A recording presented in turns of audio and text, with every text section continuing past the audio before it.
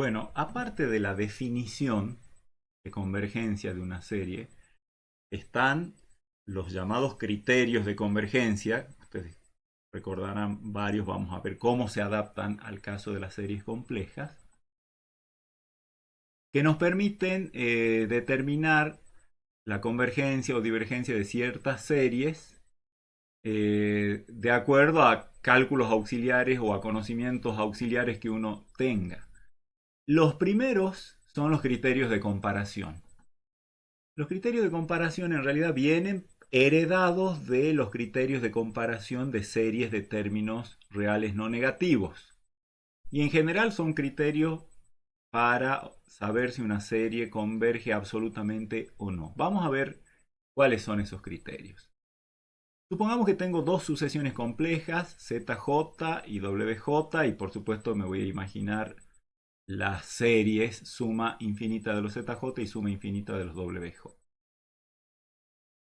Si existe algún n, llamémosle n0, natural, tal que a partir de ese subíndice, o sea, para todo j mayor o igual que n0, el módulo de la sucesión ZJ, del término jésimo de la sucesión Z, es menor o igual que el módulo del jésimo término de la sucesión W, ¿sí? Módulo menor o igual que módulo. Y por otra parte, la serie de los módulos de WJ converge, o sea, si la suma de los WJ es absolutamente convergente, entonces, ¿qué le va a pasar a la serie de los ZJ? Va a ser absolutamente convergente. Esto es herencia neta del criterio análogo para series de números reales no negativos, y de hecho los módulos son números reales no negativos, así que si esto converge y este número es menor o igual que esto para todo j suficientemente grande, entonces la suma de los módulos de ZJ converge. Eso no es ninguna novedad. Lo único que eso me lleva a decir, si la suma de los módulos de ZJ converge, quiere decir que la suma de los ZJ, la serie de los ZJ es absolutamente convergente. Alguno podría preguntarse, y supongamos que yo tengo esta condición de que el módulo de WJ domina al módulo de ZJ. Y la que es convergente es no la serie de los módulos de WJ, sino la serie de los WJ. ¿Garantizará esto la convergencia también de la convergencia absoluta de la ZJ? La respuesta es que no. O sea, no alcanza esto. Si en esta proposición yo reemplazara a módulo de WJ aquí por WJ, eso no permitiría garantizar que la serie de los ZJ converge. Fíjense este ejemplo. Tomemos ZJ igual a 1 sobre 2J. Y piensen en la suma de los 1 sobre 2J. Tiene todo el aspecto de una serie armónica, así que eso va a diverger. Y WJ que sea menos 1 a la J sobre J, que es una serie de términos. O sea, el enésimo término, el término general de WJ es de términos alternados, es de signos alternados. Si hago la suma infinita de esto, por supuesto que voy a, como les decía hace un rato, obtener una serie al estilo de la armónica y esa va a diverger, y sin embargo esta satisface el criterio de Leibniz y converge, y se cumple que los módulos de ZJ es menor o igual que el módulo de WJ, porque acá tengo 1 sobre J, acá tengo 1 sobre 2J más chiquito que 1 sobre. Ese es un criterio para convergencia. Para divergencia hay algo parecido. Si de estas dos sucesiones para J suficientemente grande el módulo de ZJ es mayor o igual que el módulo de WJ y la serie de los módulos de WJ diverge, entonces la serie de los módulos de WJ también diverge. De nuevo, esto es heredado. Estas son dos series de términos. Acá hay todas series de términos no negativos, así que esto es los criterios que ya conocemos para series de números reales. Sin embargo, fíjense, eso me está diciendo que la ZJ, la serie de los ZJ no es absolutamente convergente, pero podría ser condicionalmente convergente. Fíjense este ejemplo. Si tomo ZJ igual a 2 por menos 1 a la J sobre J. Y WJ igual a 1 sobre J. Bueno, obviamente la serie de estos ZJ es una serie de términos alternados con límite del módulo 0, así que cumple el criterio de Leibniz y por eso converge. Mientras que esta diverge porque es la armónica. Y efectivamente se cumple que el módulo de ZJ, que es 2 sobre J, es mayor o igual que el módulo de WJ, que es 1 sobre J. ¿Sí? Así que eso es en cuanto a los criterios de convergencia. En síntesis, si yo tengo una serie dominada por una absolutamente convergente, entonces la original es absolutamente convergente. Dominada quiere decir que para J suficientemente grande, el módulo de los términos cumple esta relación. Si tengo dos series, una de ellas que la serie de los módulos diverge y la otra tiene módulos más grandes todavía, entonces por supuesto que no puede converger esta. Pero sin los módulos sí podría converger. Y los criterios habituales, que son los del cociente y de la raíz. El criterio del cociente de D'Alembert dice, si yo tengo una sucesión ZJ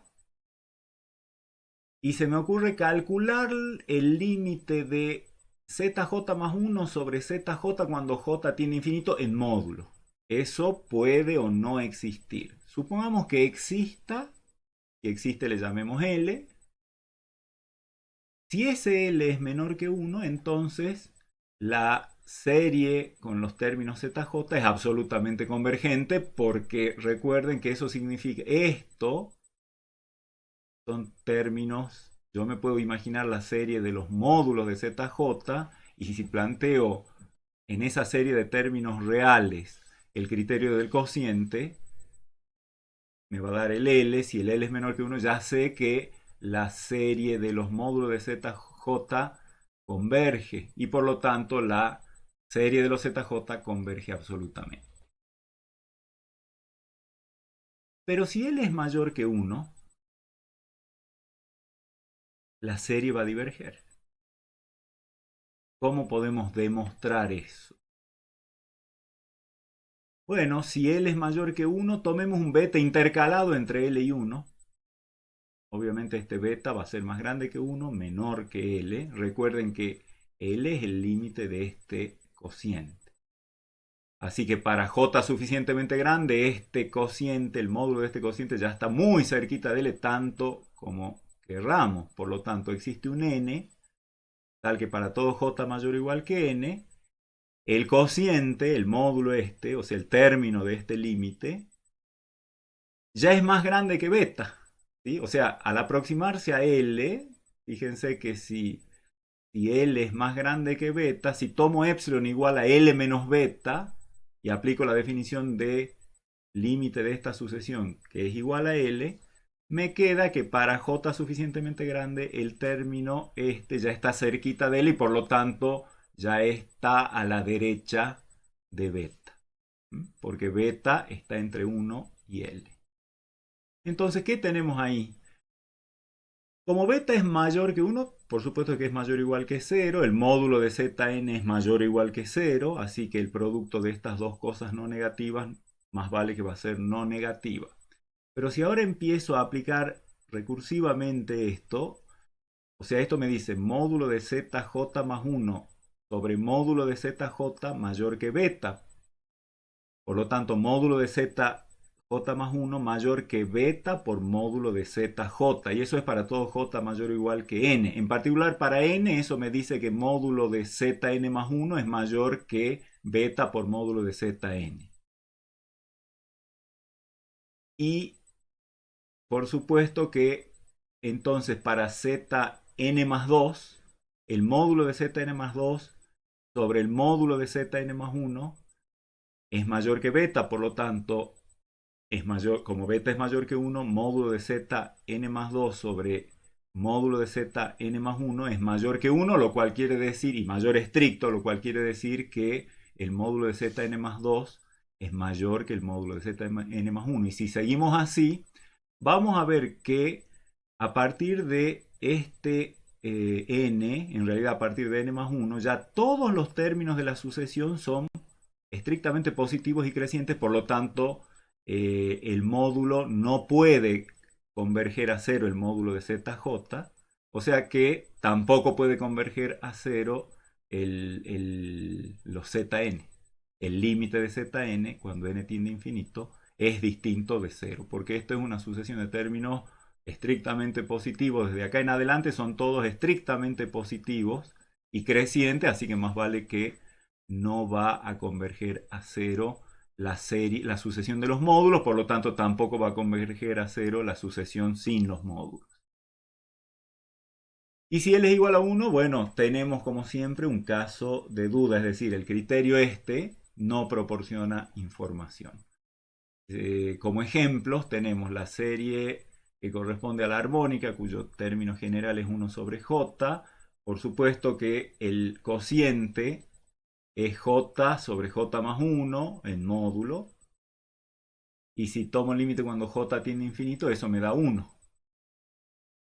Y sin embargo, la serie es la armónica, así que diverge. Mientras que si tomo como término general 1 sobre j cuadrado, también el cociente, hago las cuentas, me va a quedar j sobre j más 1 al cuadrado. Esto también tiene límite 1 cuando j tiende a infinito. Y las series de las tipos serie P, que se llamaban, 1 sobre la variable elevado a un número más grande que 1, en este caso es 2, esa converge. O sea que acá estoy viendo dos series que cumplen con que el límite de zj más 1 sobre zj en módulo es igual a 1, pero una diverge y una converge. Eso quiere decir que no puedo obtener, cuando L es igual a 1, no puedo tener ningún conocimiento de si converge o no. Y el criterio de la raíz, que es debido a Cauchy, y es parecido al criterio correspondiente para números reales, calculo el límite de la raíz jésima del módulo de zj cuando j tiende a infinito, y eso, supongamos que existe. Tanto el criterio anterior como este, si el límite ese no existe, yo no puedo decir nada sobre la convergencia. Pero si existe el límite, le llamemos L, y L es menor que 1, la serie converge absolutamente, simplemente porque, de nuevo, considero la serie de los módulos de zj, que es una serie de términos no negativos. Si le aplico a ese el criterio de Cauchy, me queda exactamente esta condición. Así que si el límite es L, yo ya sé que la serie de los módulos de zj converge, y eso quiere decir que la serie de los zj converge absolutamente. Si L es mayor que 1, la serie va a ser divergente. ¿Por qué? De nuevo, tomemos un beta intercalado entre 1 y L, y como L es el límite de esta sucesión, quiere decir que para j suficientemente grande, los términos de la sucesión se acercan a L alejándose de beta, porque esto es una distancia estrictamente positiva. De nuevo tomo epsilon igual a L menos beta si quiero ser formal, pero yo sé que, digamos, como L es el límite de esta sucesión, tomando z suficientemente grande ya quedo a la derecha de beta con los términos de la sucesión. Que por supuesto esto es lo mismo que decir que para todo j mayor o igual que n, el módulo de zj es mayor que beta a la j. Y si eso es así, como beta es mayor que 1, beta a la j es mayor que 1, Bueno, quiere decir que el módulo de Zn siempre se mantiene a la derecha de 1, más vale que el módulo de Zn no va a tender a 0, por lo tanto Zn no va a tender a 0, y por lo tanto ya sé que no se cumple la condición necesaria de convergencia, así que ahí ya sé que la serie diverge. Y si L es igual a 1, de nuevo, en un caso de duda, este criterio tampoco proporciona información.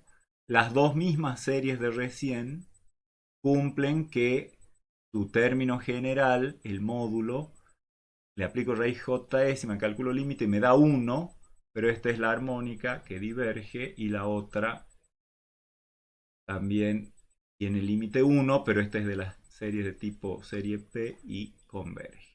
O sea que cuando L existe y vale 1, no puedo saber si la serie converge o no. Bien, ahora vamos a ver qué pasa, cómo podemos considerar sumas en las que lo que sumemos no sean números complejos, sino funciones complejas.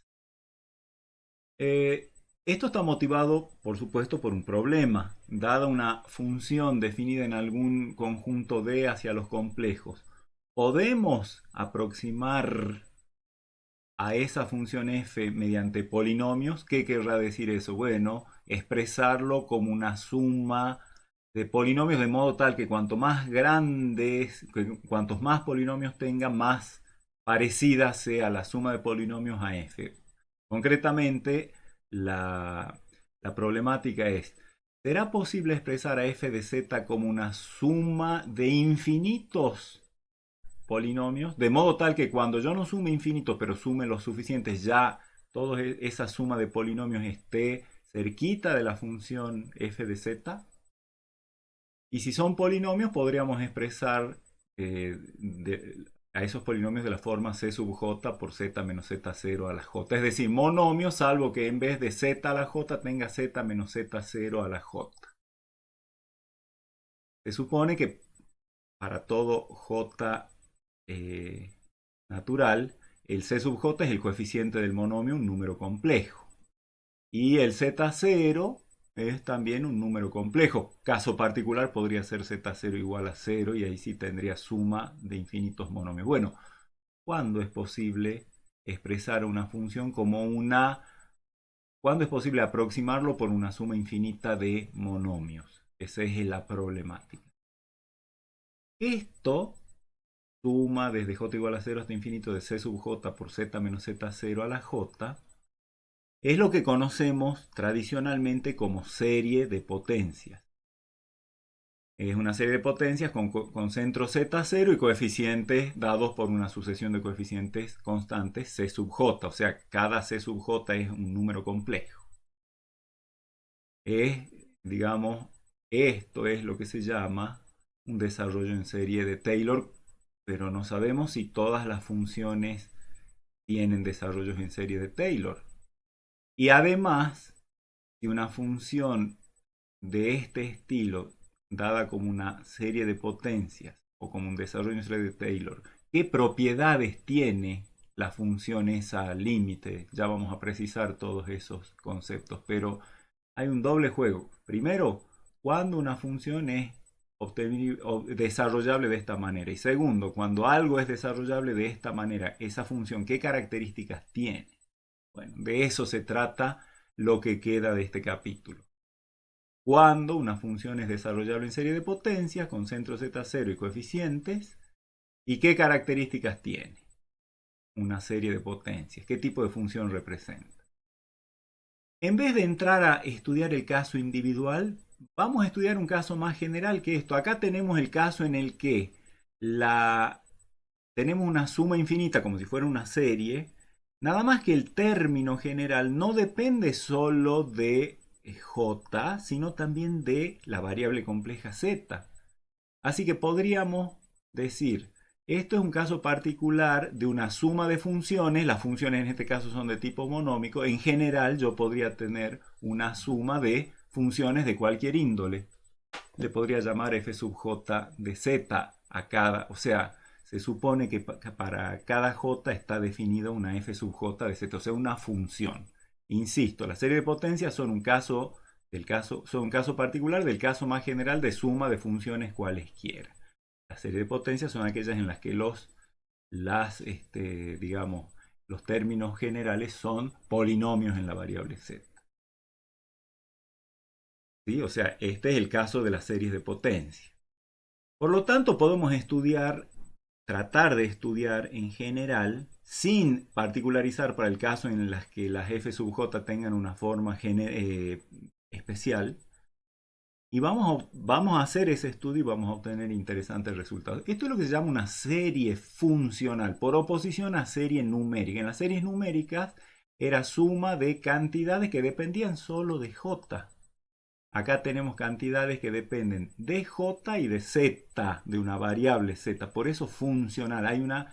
Para cada j, en vez de tener una constante, zj, tenemos una función que depende de j y de z. Es lo que llamamos una serie funcional. ¿Qué requiere eso? Que tengamos definidas una familia de funciones en algún dominio, todas por supuesto en el mismo dominio, para que tenga sentido la suma de funciones. Necesitamos para sumar funciones que tengan el mismo dominio de definición.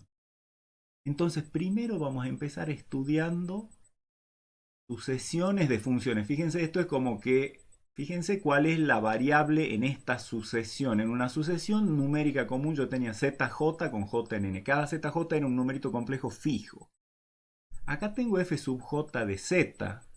Entonces, la variable para cada función, la variable z, y para la sucesión, la variable j. Entonces tenemos que estar atentos a esa distinción. Vamos a ser lo más formales que podamos. ¿Qué es una sucesión funcional?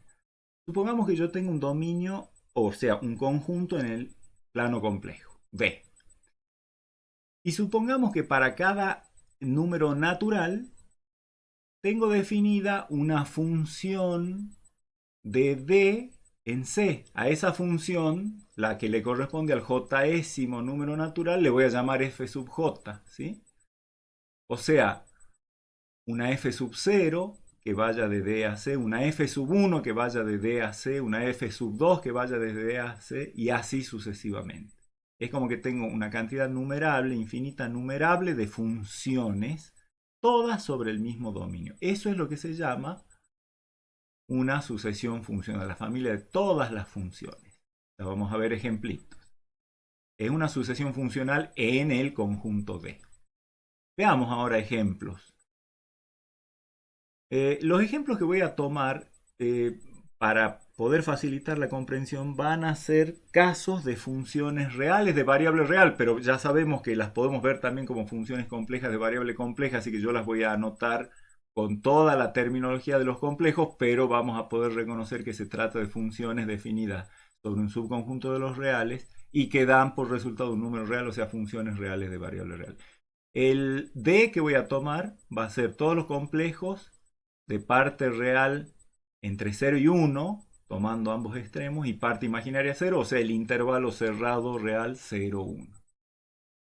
Y supongan que f sub j de z esté definido de la manera, o sea, yo tengo que dar acá una fórmula para una función, para la función jésima de esta familia. Voy a dar una fórmula como la siguiente. Al z, número complejo que en realidad es un real y por lo tanto es un x, hagan de cuenta que acá dice f sub j de x igual a x sobre j más 1. O sea, f sub j de x es x sobre j más 1. La f sub 0 va a ser x sobre 0 más 1, 1, la identidad. La f sub 2 va a ser x sobre 2.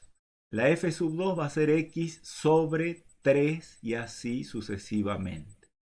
Por ejemplo, si yo quiero evaluar f sub 1 en 3/4, 3/4 está en el dominio, entonces tengo que tomar j igual a 1, por lo tanto el denominador me va a quedar 2, y el numerador, la parte real, obviamente es como les dije, es todo esto porque estamos trabajando en ese conjunto en el intervalo 0, 1, así que este ya es la parte real, 3/4, 3/4 sobre 2, 3/8. F sub 9, tengo que hacer j igual a 9, 9 más 1, 10, de 3 cuartos, el mismo 3 cuartos, es 3 cuartos sobre 10, 3 cuarentaavos. Fíjense que el número z en el que evalué dos f's distintas de la familia, la f1 y la f9, me dan resultados diferentes. No me tengo que asustar porque f sub j de z depende de j y de z. F sub 9 de 1 onceavo, ahora miren, el mismo j, pero otro z, que acá es 1 onceavo, entonces tengo que tomar 1 onceavo dividido 10, o sea 1 sobre 110 y de nuevo cambia la función. ¿Qué forma? Como son funciones reales, como esta familia de funciones en realidad es una función, es una familia de funciones reales, es una sucesión funcional de funciones reales, las podemos dibujar en el plano, o sea, en ejes x, y. Y veamos, yo acá tengo un software, ya digamos el software de procesamiento matemático que uso, que es el Sage. Lo vamos a ver en pantalla grande, ¿sí? Esto está preparado para, fíjense acá tiene cargada la función x sobre j más 1 y a j le doy el valor de acuerdo a este deslizador. Ahí estoy con j igual a 0. X sobre 0 más 1 es la identidad. En rojo se van a ir dibujando. ¿Qué pasa si me voy a j igual a 1? Es x sobre 1 más 1, o sea, la función x sobre 2. O sea, f0 es toda la función, es el trazo completo desde, por la primera diagonal desde 0, 0 hasta 1, 1. F sub 1 completita es todo esto. F sub 2 es la función x sobre 3, x sobre 4, x sobre 5, x sobre 6 y así sucesivamente. Miren, si se van dando cuenta que a medida que j aumenta, la pendiente disminuye y tiende a 0. ¿De acuerdo? O sea que acá, cuanto más grande es el j, y miren lo que está pasando acá, cuanto más grande es el j, más parecida es la función f sub j a quién? A la función 0, a la constantemente 0. ¿De acuerdo? Bien, ese es un primer ejemplo.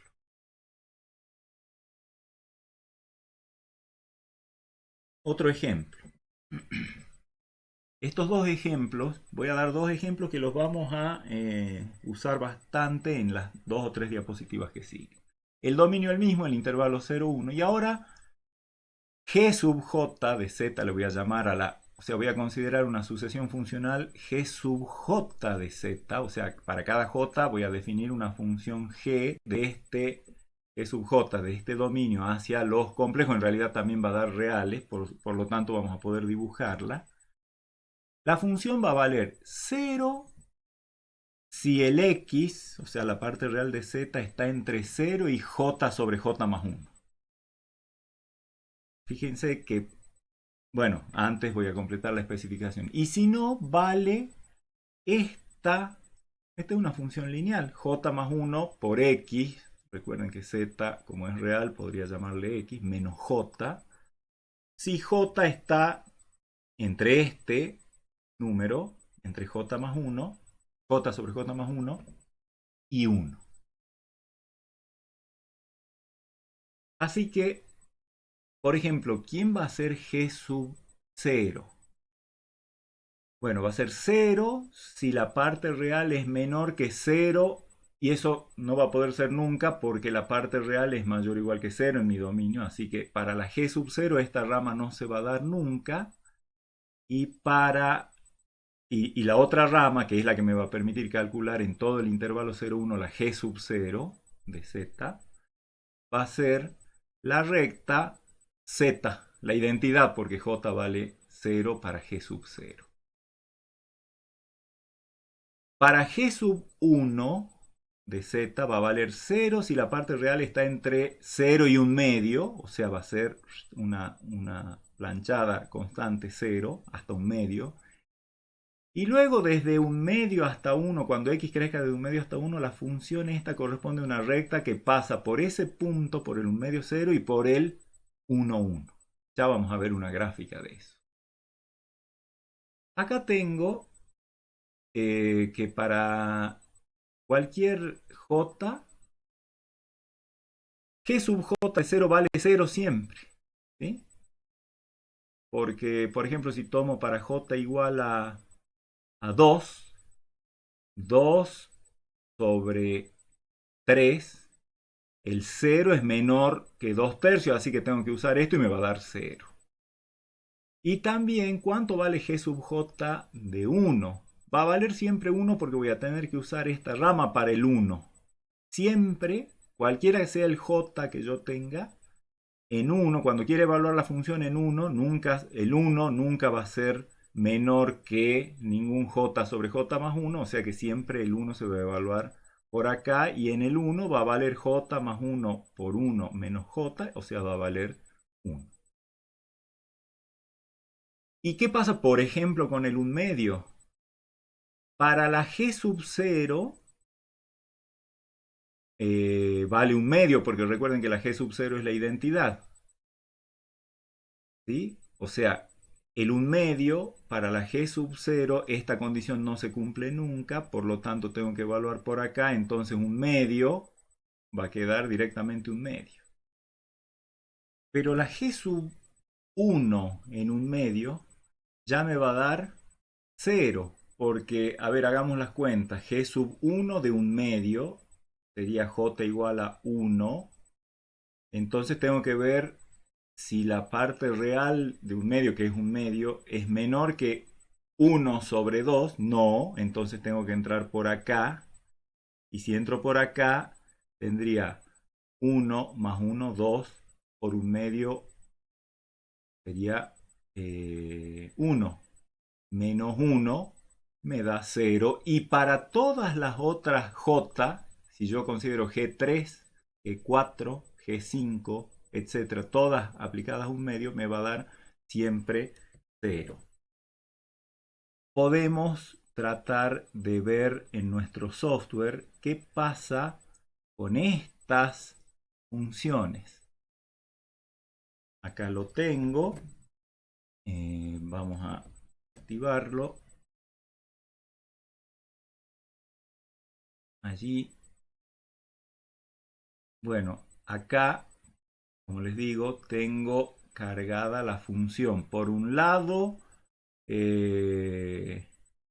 la función 0 hasta cierto rango, y luego por otro lado la función j más 1 por x menos j para el otro rango dentro del intervalo 0, 1. Independientemente de eso, fíjense, la g sub 0, como hemos dicho, es la identidad. La g sub 1 vale 0 hasta 1 medio, y luego desde allí la recta que va desde ese punto 1 medio hasta el 1, 1. Así está definida. Si ustedes revisan, si hacen cuentitas, paran el video y hacen cuentitas, van a ver que la función g sub j corresponde a 0 hasta algún lugar y luego de ahí una recta hasta, digamos, un trazo de recta con pendiente cada vez más grande. Fíjense que ahí está para j igual a 2, eso tiene pendiente 2 tercios, o sea, para j igual a 2 es 0 hasta 2 tercios. La función vale 0 hasta el 2 tercios y desde el 2 tercios hasta el 1 vale la recta que pasa por 2 tercios y por 1, 1. Que es la ecuación esa que está ahí. A medida que se hace cada vez más grande el j, fíjense qué le va pasando. La g sub j correspondiente se parece cada vez más a un segmento cada vez más largo en el que vale 0, desde el 0 hasta algún límite que se va acercando al 1, y luego el trazo de recta que va desde ahí, desde donde terminó, hasta el 1, 1.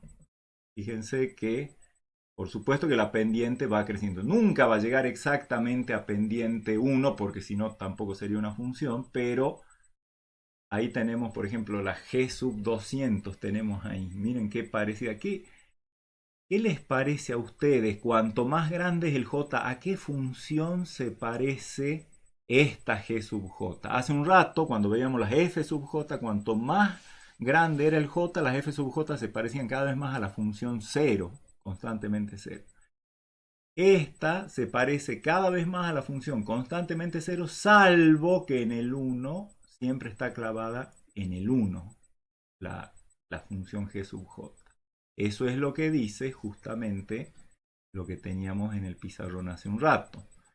El hecho de que para todo J, G sub J de 1 vale siempre 1.